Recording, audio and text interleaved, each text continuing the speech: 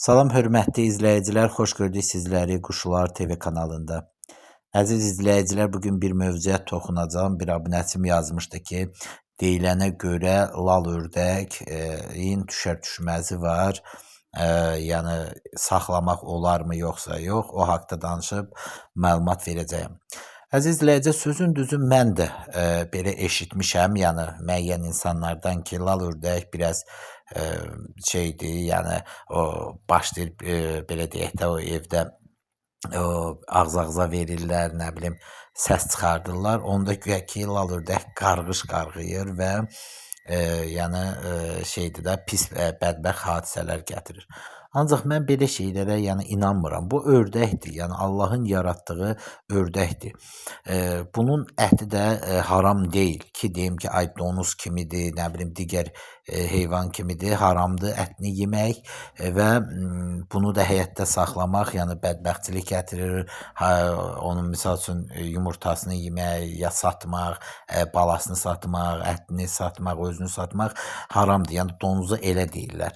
Ancaq bunda yəni ördəyə Allah buyurmur ki, haramdır. Bu da lal ördəkdir. Yəni bunun sortu da belədir. Ona görə mən elə şeyə sözün düzü inanmıram. Çünki indi donuz zat deyirlər ki, o ətini zadı satmaq haramdır, filan beşməkan, həmçinin yemək.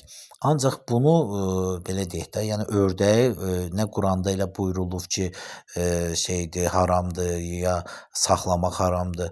Yəni bu mənim fikrimcə boş şeydir də, yəni boş söhbətlərdir ki, ay düşər-düşməzi var, filan beşməkan. Bəli, donuz ola bilər, nə bilim balığı zadı da deyirlər, o akvarium balığında düşər-düşməzi olur. Hətta müəyyən insanlar saxlayıb deyir ki, düşmür. İndi onlar ayrı. Düzdür, balıq da haram buyurulmuyubdur. Yəni belə deyək də, yeməyi zadı. Düzdür, müəyyən balıqlar var ki, pulu olmayan balıqları deyirlər haramdır. Digər balıqlar isə yox. Amma saxlayanda da yəni nə bilim müəyyən insanlar deyir. Amma hər şey Allahın əlindədir vallah. Donuzu düzdür, buyura bilər. Yəni belə deyək də, bərəkətsiz, nə bilim evə bədbəxtlik zad gətirə bilər. O ətini zadı satmaq, yəni pul qazanmaq, o pul müəyyən o doktora, dərmana, digər bədbəxt hadisələrə qismət ola bilər. Ancaq ördəkdir, zaddır, mən inanmıram. İndi həmçində balığa da heç belə inanmıram ki, yəni akvariumda saxlayırsınız da. İndi ola bilər balığa tərəddüd eləyirəm. Yəni indi müəyyən insanlar sübutla deyibdir ki, balıqda güya düşər-düşməzi var. Ancaq ördəyi mən inanmıram. Çünki ördək ev heyvanıdır. Yumurtası yeyilir, əti yeyilir, özü yeyir. Allah da bunu buyurur da. Misal üçün balıqda deyək ki, o pulu olanlar halaldır, o birisilər haramdır, o pulsuzlar zatlar müəyyənləri. Ancaq ördəkdə heç bir ördəyi deməyib də. Hətta çöl ördəyi var ki, insanlar gedir, ovluyur, tüfəklə vurur, gətirir. Onu belə Allah halal buyurubdur. Bu da həmən onun kimi də. Yəni bu lal ördəklər çöl ördəyidir. İndi evdə əhəlləşdiriblər, saxlayırlar. Yəni bunu mən nə haram sanmıram, nə də ki elə şeyə inanmıram.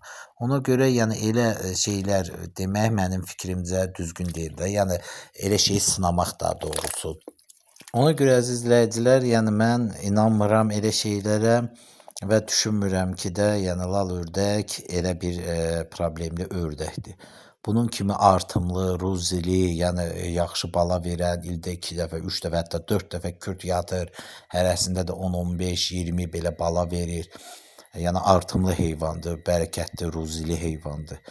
Hər bir ev quşunun da yumurtasını çıxardır. Yəni qaz, ördək, hündüşka, toyuq, həştərxan. Yəni çox gözəl həm inkubatordur, həm də artımlı bir heyvandır. Ev quşudur. Belə. Heç nə, yəni o bu haqda istədim bir video çəkən bir abunəçim bu haqda yazmışdı. Yəni elə şeyləri məncə sınamaq lazım deyil də. Yəni ördəkdə, başqa heyvanlarda ola bilər, amma xüsusən ördəkdə sınamaq elə də düzgün deyil.